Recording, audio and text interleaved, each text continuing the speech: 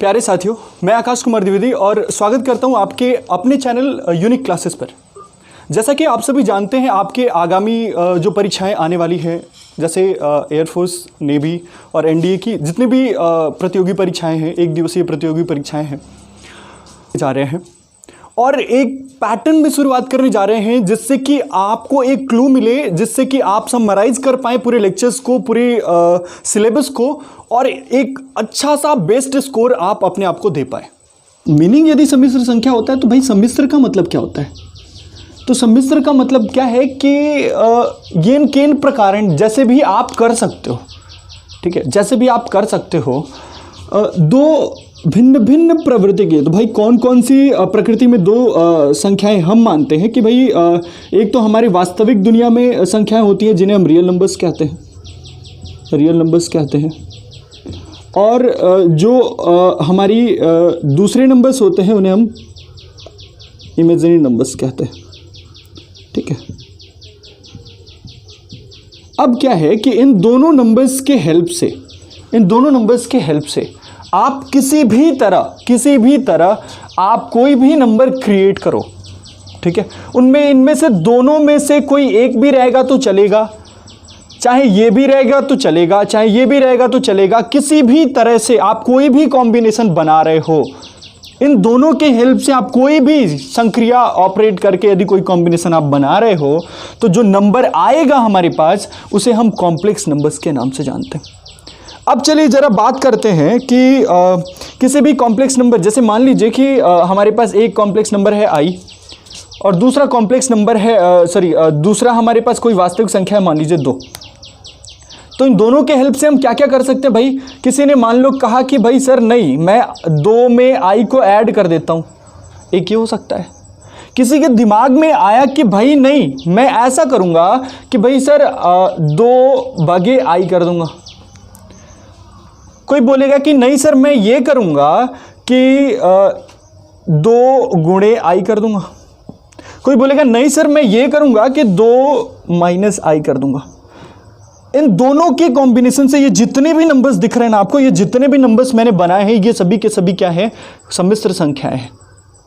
बात समझ में आ रही है आपको? अब बात तो भेजे में आती है सर, लेकिन सर किसी बुक में लिखा हुआ या किसी को पढ़ाते हुए देखा है सर, ये तो a प्लस आई बी के फॉर्म में होती है सर, या x प्लस आई वाई के फॉर्म में होती है। वो क्या भाई, वो क्या तोप है? तो यहाँ पे देखो आप, ये 2 प्लस आई लिखा हुआ है। जैसे ये 2 अपन आई मान लो किसी ने कर दिया, तो मान लो मैं ऊपर नीचे आई से मल्टीप्लाई कर रहा हूँ, तो ये क्या हो जाएगा? देखो आप 2i अपॉन आई स्क्वायर, और ये किस फॉर्म में हो जाएगा? -2i। इतनी तो बात आपको समझ में आ रही है। ज़रा और भी बातें समझ लेते हैं। या तो ऐसा आ रहा है फॉर्म, या तो ऐसा आ रहा है फॉर्म, या तो ऐसा आ रहा है फॉर्म, और ये देखो भाई, हाँ है ना। तो ये नंबर्स को देखें तो देखो आप, इसके पास 2 पार्ट दिख रहे हैं, एक इमेजिनरी वाला पार्ट दिख रहा है और एक रियल वाला पार्ट दिख रहा है। इसमें केवल और केवल इमेजिनरी वाला दिख रहा है, तो हम कह सकते हैं कि मान लो रियल वाला पार्ट 0 है यहाँ पे। इसमें यदि कहें तो देखो इमेजिनरी वाला पार्ट -1 है और -i है, और इसमें क्या है? रियल वाला पार्ट 2 है। यहाँ पे देखो आप, रियल वाला पार्ट 0 है और इमेजिनरी वाला पार्ट -2i है। बात समझ में आ रही है क्या? तो ये पूरी बात हमें समझ में आ गई कि कोई भी कॉम्प्लेक्स नंबर होगा उसके पास एक हमारे पास क्या होगा? रियल पार्ट होगा, जिसे हम कह देते हैं मान लो r से कह देते हैं, या आप कह सकते हो हम उसे x से कह देते हैं, और इमेजिनरी पार्ट को मैं y से लिख देता हूं। तो मेरा यदि कॉम्प्लेक्स नंबर या हम सम्मिश्र संख्या को लिख रहे हैं तो वो x प्लस आई वाई से लिखेंगे। ये बात आपको बहुत ही बेसिक बात पे समझ में आनी चाहिए कि हम ऐसा ही क्यों कहते हैं। किसी भी सम्मिश्र संख्या का मानक रूप हम क्या कहते हैं कि वो x प्लस आई वाई के फॉर्म में होती है। कोई भी सम्मिश्र संख्या दुनिया में वो x प्लस आई वाई के फॉर्म में ही बनेगी। आप किसी भी प्रकार से एक रियल नंबर और एक इमेजिनरी नंबर की कॉम्बिनेशन को मिला लो, उसे आप इस फॉर्म में लिख सकते हो। तो इसीलिए हमने इसे क्या कह दिया कि वो कोई भी सम्मिश्र संख्या इस फॉर्म की होगी, ठीक है। आगे बढ़ते हैं, इसमें क्या क्या चीजें होती हैं। अब भाई बात पूछा जाता है कि ये है क्या, आखिरकार इसका काम क्या है। तो भाई दुनिया में हम कहते क्या हैं कि यदि मान लो कि भाई एक मैथमेटिशियन थे आर्गंड, ठीक है। आर्गन ने क्या कहा कि भाई पहली बार उन्होंने ऐसी बात करी कि ये जो इमेजिनरी नंबर है और जो रियल नंबर का एक कॉम्बिनेशन आप बना रहे हैं, तो इसको हम दो तरीके से देख सकते हैं। एक तो सिंपल एक नंबर के फॉर्म में देख सकते हैं, और दूसरा इसका एप्लीकेशन, और सबसे बड़ा एप्लीकेशन हम कर सकते हैं कि हम क्या कह दें कि ये एक इमेजिनरी प्लेन है।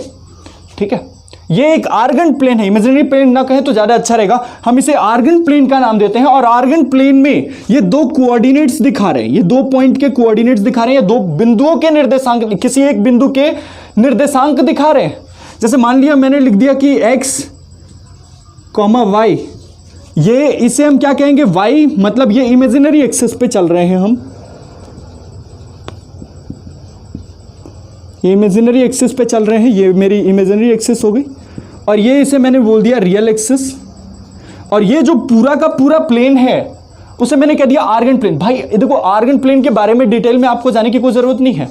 वैसे डिटेल में मैं आगे आपको जब पूरी चीज़ें लेके आऊँगा एक साथ, तो मैं उस टाइम बताऊँगा आपको कि कैसे क्या करना है।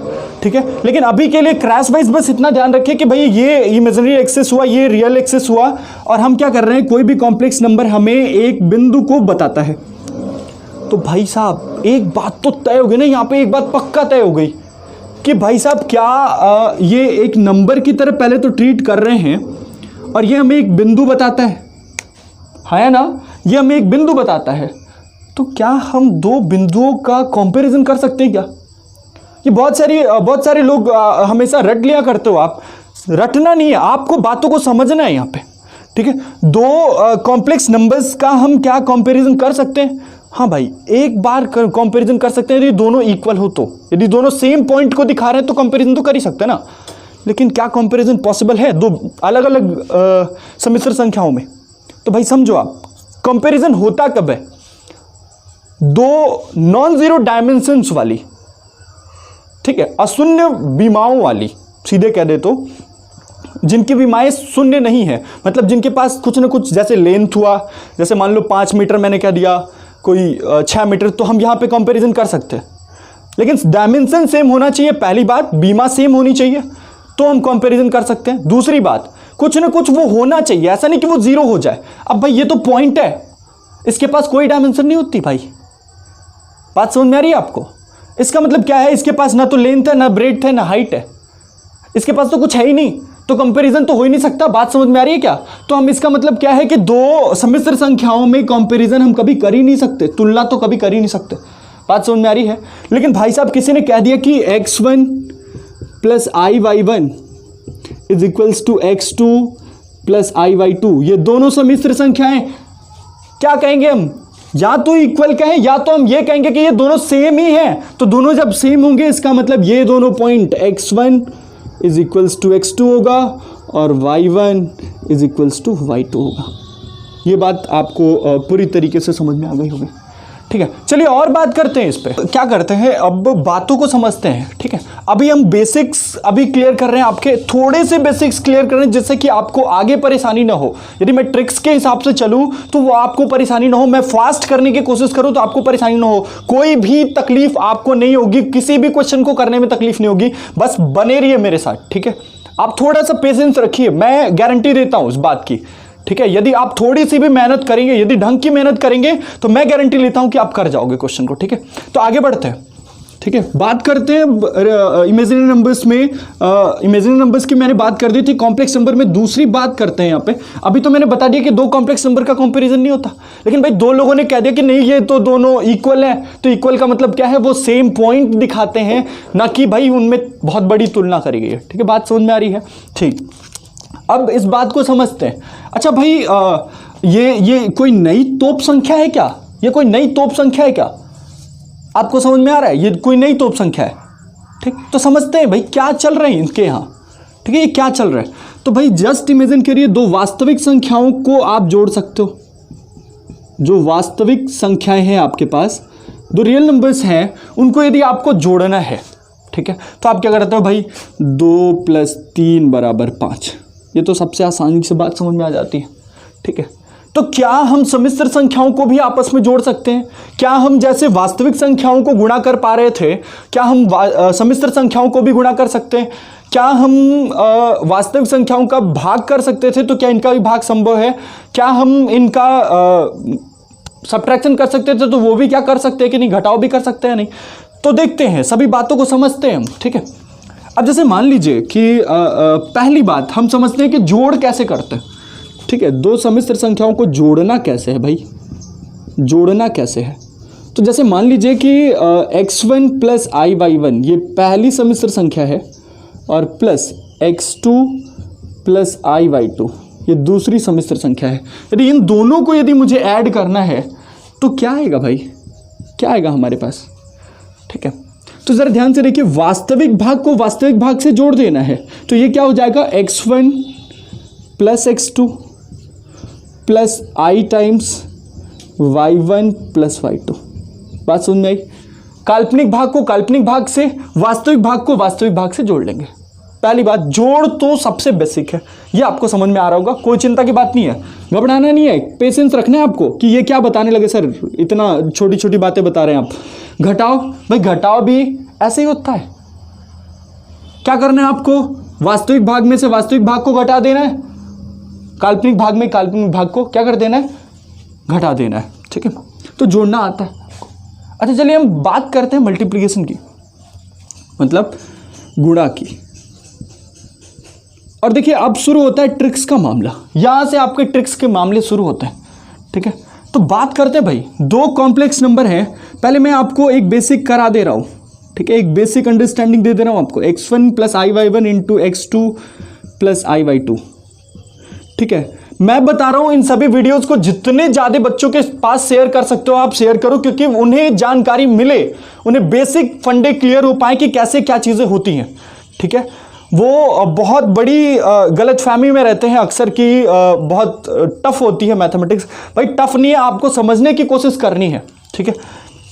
तो चलिए यहां पे मैंने क्या कर दिया, ये x1 plus i/1 plus multiplied with x2 plus i/2। क्या करें भाई, सिंपल सा मल्टीप्लीकेशन करते हैं, x1 इंटू x2, ठीक है, प्लस i/2 इंटू x1 या i(x1)y2 plus i(y1)x2 plus i²(y1)y2। ये बात समझ में आ रही है आपको? जरा ध्यान से देखिए, ये i² की वैल्यू कितनी होती है भाई, i² की वैल्यू कितनी होती है, नहीं समझ में आया, मतलब एकदम दिक्कत हो गई सर। i² की वैल्यू तो -1 ठहरी ना, पहली वीडियो में बता रखा है, ठीक है। चलो यहां पे क्या हो जाएगा, ये x1 इंटू x2 माइनस ये हो गया y1 इंटू y2, ऐसा ये देखो आप -y1y2 हो जाएगा, प्लस यहां से i कॉमन ले लिया तो x1y2 प्लस x2y1। ये बात समझ में आ गई आपके, ये क्लियर है क्या? अच्छा चलिए, तो ये बात आपको ध्यान में रखनी है, ये तो मैंने बेसिक बता दिया कि कैसे मल्टीप्लाई करेंगे। अब चलिए ट्रिक्स पे आते हैं।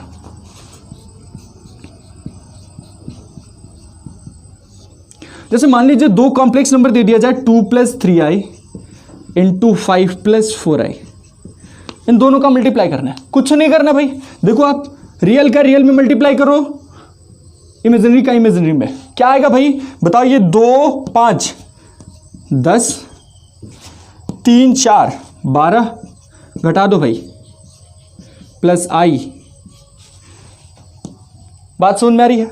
इसमें क्या करेंगे, रियल का इमेजिनरी से, इमेजिनरी का रियल से, तो यहां पे देखो 2 गुणे 4 8, 3 गुणे 5 15, 8 प्लस 15 कितना हो जाएगा, ये -2 प्लस 23i।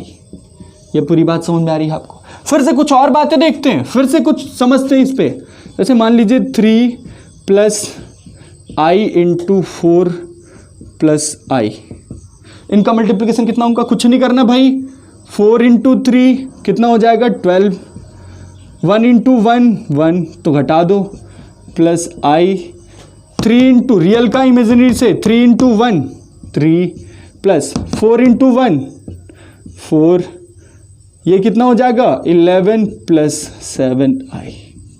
देखो आप कोई ज़्यादा इतना बड़ा मल्टीप्लिकेशन नहीं करना है, इस ट्रिक से आप कर सकते हो। आप उम्मीद है ये फंडा आपको समझ में आ गया होगा। ठीक है, अब बात करते हैं जो इससे बहुत ही इम्पॉर्टेंट होता है, इससे इसकी नेक्स्ट कड़ी में हमें जो आगे समझना है भाग को, तो उसको समझने से पहले हम एक बात को समझ ले हैं कि किसी सम्मिश्र संख्या का एक बहुत ही लॉजिकल फंडा होता है। आपने सुना होगा संयुग्मी क्या होता है, किसी सम्मिश्र संख्या के संयुग्मी से आप क्या समझते हो। तो बेसिक आपको बात समझ में आएगी, संयुग्मी को समझने वाले हैं। ठीक है, तो चलिए संयुग्मी, किसी सम्मिश्र संख्या की संयुग्मी क्या होती है। ठीक है भाई, ये बहुत ही इंटरेस्टिंग फैक्ट होता है जो कि बहुत सारी जगह डिस्कस नहीं किया जाता है। ऑफन हम सीधे रख लेते हैं कि भाई x प्लस आई वाई का जो संयुग्मी होगा वो x माइनस आई वाई होगा। भाई बात को समझो आप, बात में दम है, बात में दम है भाई। ठीक है, तो उस बात को समझना है। ठीक है, हमें हवा में नहीं उड़ाना है कि भाई ठीक है चलो x प्लस आई वाई का संयुग्मी हो जाएगा x माइनस आई वाई। बात को समझो आप। ठीक है, और गारंटी है कि इस बात को आप समझ के बहुत अच्छा लगेगा आपको। ठीक है, तो अब समझते हैं कि भाई संयुग्मी क्या होता है। अच्छा भाई, जिंदगी में आप, हम या आप दो ही ऑपरेशन बेसिकली पढ़ते हैं भाई। जिंदगी में घटाना नहीं होता, जिंदगी में हमेशा जोड़ होता है। ठीक है, तो ये जोड़ हो गया भाई। ठीक, दूसरा, जिंदगी में हमेशा गुणा होता है।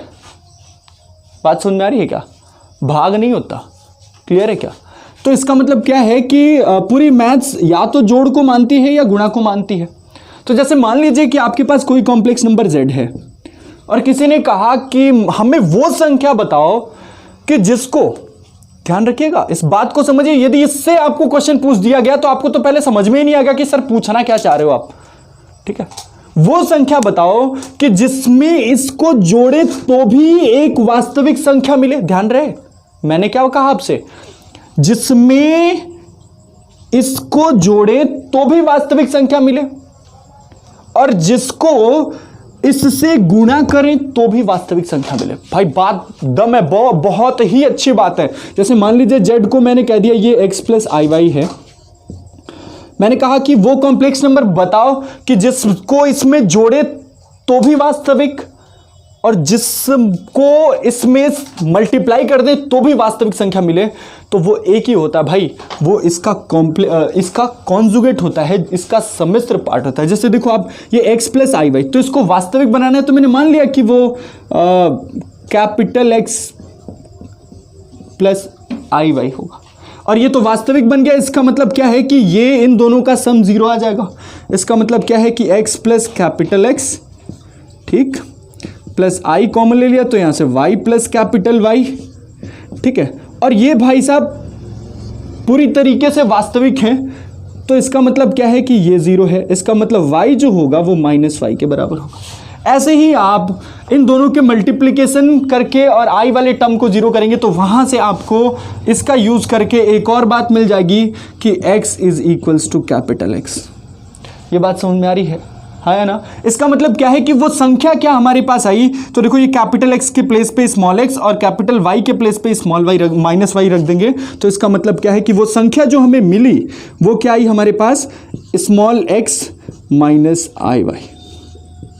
इसका मतलब यही एक ऐसी संख्या है, जिंदगी में ऐसी संख्या एक एग्जिस्ट कर रही है कि जिसको इस सम्मिश्र संख्या में गुणा करे तो भी वास्तविक, ध्यान रखिएगा, गुणा करें तो भी वास्तविक, जोड़ करें तो भी वास्तविक। तो ऐसे क्वेश्चंस आपको पूछे जा सकते हैं। जैसे मैंने पूछा कि 3 प्लस 4i, तो कितना आसान क्वेश्चन है भाई, 3 प्लस 4i, ठीक। और मैंने आपसे पूछा या 3 प्लस 4i इंटू 1 प्लस आई, ऐसी संख्या बताओ जिसको इसमें मल्टीप्लाई करें या ऐड करें तो हमेशा एक वास्तविक संख्या मिले। बताना आपको है, ठीक है। अच्छा जरा ध्यान से देखिएगा कैसी संख्या होगी वो। तो सबसे पहले आप इसका मल्टीप्लाई कर लीजिए। मल्टीप्लाई करने के लिए मैंने शॉर्ट ट्रिक्स बता रखे। शॉर्ट ट्रिक्स में क्या होगा, देखो आप वास्तविक का वास्तविक से मल्टीप्लाई करो आप 3, काल्पनिक का काल्पनिक से और घटा दो प्लस आई, वास्तविक का काल्पनिक से 3 इंटू 1 3 प्लस काल्पनिक का वास्तविक से 4। इसका मतलब ये क्या आ गया, -1 प्लस 7i। अब इसके लिए मैं पूछ रहा हूं कि हमें वो संख्या चाहिए जिसको इसमें जोड़े या गुणा करें, दोनों केसेस में हमें क्या मिले, क्या मिले भाई, क्या मिलना चाहिए, वास्तविक संख्या मिलना चाहिए। तो इसका मतलब वो कॉन्जुगेट पूछ रहे हैं, वो इसकी संयुग्मी के बारे में पूछ रहे हैं। तो इसका संयुग्मी क्या होगा, मैंने अभी बताया, देखो मैंने आपको करके दिखाया है, वो x माइनस आई वाई आ जाएगा। तो यहाँ से क्या आ जाएगा, देखो x मतलब इस पे वास्तविक भाग पे कोई फर्क नहीं पड़ेगा और केवल इस पार्ट को आप चेंज कर दो। बात समझ में आ रही है। तो इसका मतलब इसमें हम -1 -7i से मल्टीप्लाई कर दें या ऐड कर दें, यही एक हमारे पास एक ऐसी संख्या है जिसको इसमें ऐड करें या मल्टीप्लाई करें तो क्या आएगा, एक वास्तविक संख्या मिलेगी। तो उम्मीद है आपको सम्मिश्र संख्या के संयुग्मी के बारे में एक अच्छा खासा ज्ञान हो गया होगा और अच्छी खासी बातें पता चली होंगी। यदि ये बातें आपको समझ में आ रही हैं तो बगल वाले को शेयर कीजिए कि उसके पास भी ये जानकारी पहुंच पाए और ज़्यादा से ज़्यादा बच्चों को बातें जो ज़रूरी हैं वो बात पहुंचे ज़्यादा से ज़्यादा बच्चों के पास। तो तब तक के लिए बाय बाय, मिलते हैं नेक्स्ट वीडियो में आपके साथ।